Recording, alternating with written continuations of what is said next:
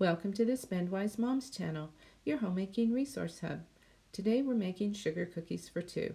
Sometimes you just want a taste of something, but you don't want to make a big batch.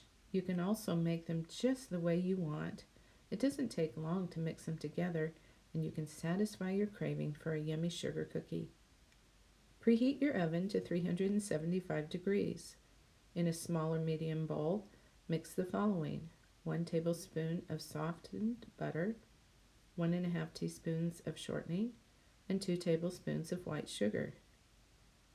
Then add 1/8 teaspoon of vanilla and 1 tablespoon of whisked egg, which is super easy to do by taking an egg and cracking it and then whisking it and then measuring it with a tablespoon.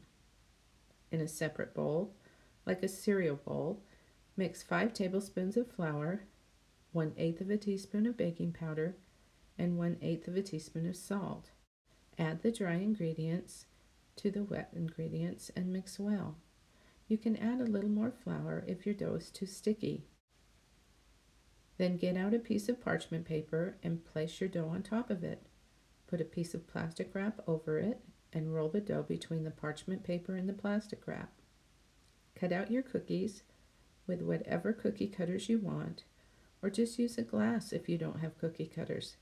You can also cut out any shape you want using a knife. Take up the extra unkneaded dough from around the cookies and smash it into a ball. Roll out the dough again between the parchment paper and the plastic wrap. You can do this as many times as you need to. Since you aren't adding additional flour, it won't make your dough too dry. Throw away the plastic wrap after you are finished rolling the cookies out. Leave the cookies on the piece of parchment paper and then put the whole thing onto a cookie sheet. Bake the cookies at 375 for 6 to 10 minutes or until they are done. Some people like soft cookies and some like them a little crispier. Bake them to your preference. Take the cookies out of the oven and place them on a cooling rack. Enjoy them when they are cool enough to eat, or frost them if you like. These cookies freeze very well. The recipe makes about 3½ large cookies. Thanks for watching the Spendwise Moms channel. Please subscribe for more videos like this.